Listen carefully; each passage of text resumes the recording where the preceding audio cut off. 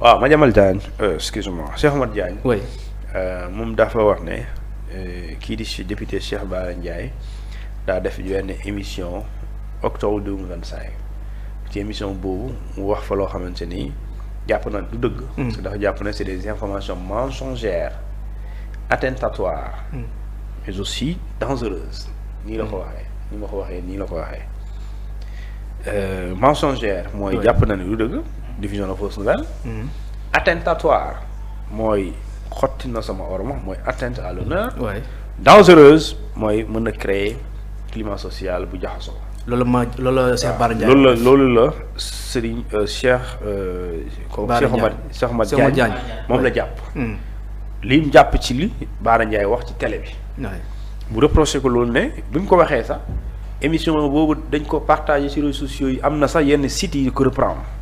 donc loolu te lu mu reprendre ak li mu wax du dëgg day laal sama honneur day xotti sama orma mais aussi dafa lu grave la parce que dafa li Cheikh Oumar Diagne wax mooy ñoo jàpp ne Cheikh Bara Ndiaye daf ko tudd ci l'affaire Iran kii Ndaw imam Badara Ndaw ci deewam bi comme quoi am na ci part de responsabilité léegi nag foofu la bëgg a parce que nag bu dee en terme de gravité c'est en termes de lu mu wax bu dee da ngay natt gravité effectivement c'est grave parce que nit du gaañ ci anam yi doy waar yooyu mu am ay mbokk am ñu nekk ci ginnaaw nga boo insinuer ne diw sa am na ci part de responsabilité nañ mën nañ jóg dal sa kaw de waaw parce que c'est un groupe social mën na jóg léegi nag loolu mooy dangerosité bi mu nga koy exposé léegi nag su dee ki ngay waxal jàpp na lu dëgg mais yow kii seetaan dina ne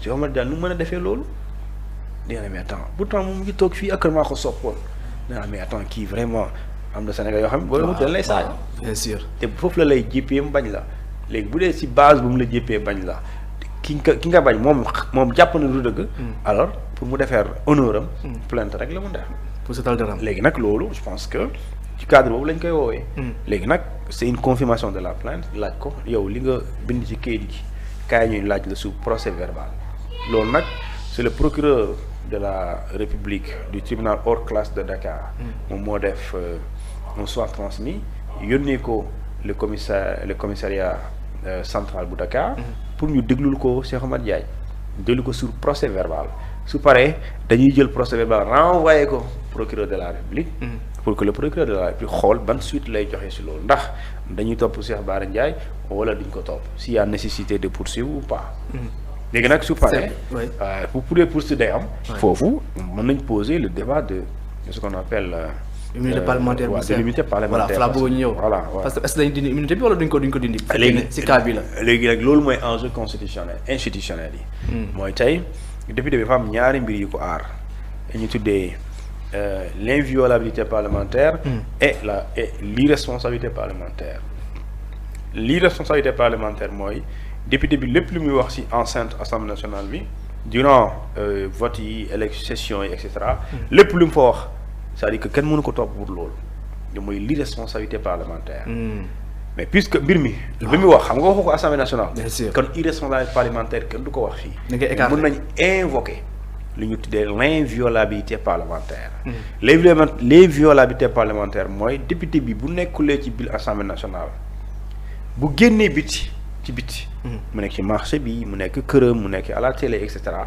bu fekkente ni dafa def lu yoon tere wala ñu jox def na ko bu nekkul flagrant délit mënoo koo arrêté mënoo ko garde à vue mënoo koo tëj mënoo koo rechercher mënoo ko wër lu dul da ngaa teggi malaanu kiiraay boobu mais nag mën nga ko déglu mais bu bëggul nag mënoo ko forcer loolu aussi mënoo ko forcer il peut être entendu mais s'il ne veut pas mënoo ko mooy su waxee ne ñëwuma ma député laa policier mënu ko forcer pour ñu ñëw wuyu si mais mënoo ko rechercher lu dul flagrant délit mënoo ko arrêter lu dul flagrant délit mais bu dee flagrant délit soxlawul malaanu kiiraay d'accord léegi mooy da ngay ñëw rek coppet yóbbu ko wala nga woox et su boobaa mënul wax ne man député là parce que su boobaa le statut de député ici une question d'inviolabilité parlementaire parce que les faits sont flagrants et quand les faits sont flagrants la loi du ci wax très bien lu ñu desee ci temps bëreetul trop mais très rapidement en tant que juriste aussi foo ñu laal des questions yi nga xam ne xëy na am na yoon am na laale na ci wàllum justice gis nañ tamit keneen ki nga xam ne aussi moom mooy Asma Khadija nekk employé ci groupe des médias moom dañ ko daal di recherché actuellement par les gendarmeries de la brigade de recherche de Faidherbe donc lu ñu ko daal di toppee bokk na ci propos wala lu ñu jot ne moom la koy toppee bokk na ci propos jugés offensants envers le premier ministre Ousmane Sonko donc Thioune l'affaire Asma Khadija ak li nga xam ne wax na ko jëmale ko ci Ousmane Sonko muy l'affaire Sweet Beauté ban lecture lañ ci mën a def. ah mais Asma nag vraiment lire naa texte bi mais gros mot la wax de. gros mot la ah. gros mot la wax gros mot la kenn du ko wax ci penc nag. waaw gros mot moo wax ëpp naa wax ci penc. lu mu wax waxuwul. dafa am gros mot a wax sa xalaat. dafa am gros mot. am wax sa xalaat. mais souvent gars dañuy jaawle les deux de. waaw dafa am gros mot wax sa xalaat ku mu neex li xew ci réew mi nga wax si. ku mu neex nga wax ci problème Ousmane Sonko ak Diomaye ku mu neex nga wax ci problème Sonko nu muy sekkee ak président de la République waaw ku mu neex aussi nga wax Sonko dossier am Adji Sarr wala xawma kan mais biñ koy wax dafa am ay obligation yoo xamante ni yow sañuloo waruloo ko jéggi dafa am limite léegi limite yooyu mooy dafa am loo xam ne soo ko waxee mën la topp loolu mooy weesu na sax taxaw fii nga bind ñu lay saaga fii kooku yow ak patriote yi la mais bul dugg ci piège bi mooy buñ la waxee loolu la métti wala ñu publier loolu la métti nga génn mel ni koy saaga. waaw saaga yooyu du la jox dëgg doo am dëgg. mun na ci am dëgg. parce que da nga xotti orma. rawatina boo parce que ñun Sénégal dañuy jàpp ne saaga mooy dinaa nangam. après nga tudd loolu saaga loolu di injure. injure mooy ci wàllum yoon injure mooy tout propos offensant. d'accord discourtois te yow bi nga koy def tu as l'intention de blesser la personne et de l'atteindre. waaw donc mën na bañ a nekk dëgg sax par exemple nga ne diw yow doomi nangam nga. te yow xam nga papam xam nga yaayam. nga ne ko yow doomi et cetera nga maanaam yow judduwoo ci néegu si. waaw nga noonu la ñuy saagaa des fois. bien sûr gars bi la lay wax de waaw. tey mënu naa ko wax fii day ñaaw. oui mais tey soo ko waxee nit ki xam nga ne kii lu ñu koy wax du dëgg. parce que yow fekkee nga ngeen dem te gis nga nu mu niroo ak papaam. te yaayam assuré na mooy papaam. léegi nga ne ko yow doomi nangam nga loolu saaga la. et pourtant xam nga li nga wax du dëgg. waaw mais ça li nga ci jublu mooy mu mer. oui loolu la pour injure la. am na ay daan yu mën a tegu ci kaw. mais da ngay daan kay léegi nag. nekku fi Sénégal je pense. oui léegi wax na procureur ne wool leen ma ko ngeen laajal ma ko lu mu wax nii ku mu ko teg. léegi boo ñëwee nga wax fi li nga wax boo ko teg. bu ñuy wax fu mu ko teg. penc mi ku ne mën nga wax sa xalaat te kenn du la woo. waaw ça c'est vrai waaw mais am na nuy boo toppee fugg bi mën na la jural loo bëggul. te man séntu ma xoon foofu nag vraiment. Asma ouais. Je vois en elle une grande journaliste. Ouais. Et pas celle qui prend. Qui fait du militantisme. loolu amul intérêt sax dugg ci yenn yi mun na yem rek ci li nga xam ne aussi moom mooy wàllu liggéeyam wala critique ci gestion Ousmane Sonko et tout. mais le journaliste il peut avoir une lecture critique. oui mun na nekk mais là une lecture critique du saaga. du xaste. c'est-à-dire que tey journaliste on évolue dans le milieu. ah bu lay duñ lay jàngal école. ngay tari non di nga doo gaaw def erreur. parce que certes.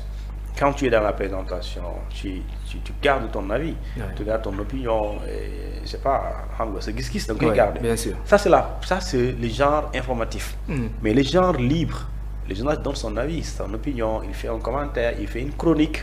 Là, par exemple, quand tu es journaliste, certes, tu as une liberté de ton, une liberté d'expression, une liberté d'opinion. Mais ces libertés, dans la Constitution, il n'existe pas le droit à l'insulte. Le droit d'insulte n'existe pas. Ça n'existe pas. Dans aucune disposition légale. Et pourtant, il y a liberté d'opinion et d'expression. Et l'expression, comme le Wadi Wachon, je vous garantis la liberté d'opinion, mais je vous garantis pas la liberté après votre opinion. Après, il y a assumer. Après, on a assumer. Liberté, mais li ngay wax li ngay am après bi nga waxee. waaw ça veut dire que kon responsabilité ngay jiital. Effectivement mooy tout dugg ci piège c'est ça. Effectivement c'est clair alors temps bi jeex na mais li nga xam ne aussi xew na Guinée bëgg naa aussi am si sa xalaat coup d'état bi nga xam ne ni ñoo ngi koy wax bon certains disent coup d'état programmé en tout cas ki nga xam ne ni moom mooy Guinée Bissau Embalo daal di nañ koy jël démb daal di koy enlever moom aussi ak le chef d'état-major général des armées le vice chef d'état-major et le ministre de l'intérieur donc ñoom ñëpp di leen daal di woon arrêté démb am na nag wax naa ko léegi ñu naan coup d'état programmé ñi naan coup d'état la cun lan lañ si mën a comprendre. Bon c'est un drôle de coup d'état en fait. ñi koy wax bon peut-être c'est une manière de décrire situation bi mais quand même dafa reetaanlu. reetaanlu bi mooy tey bu lépp jaaroon yoon tey la ñuy génne résultat yi. mais c'est président bi ñuy wàccee moom moo yëgal nii sax am nañ. c'est-à-dire que ça c'est drôle quoi. waaw dana war rek. voilà c'est lui qui a contacté Jeune Afrique. ne leen 12 heures gars yi ñëw nañ fii.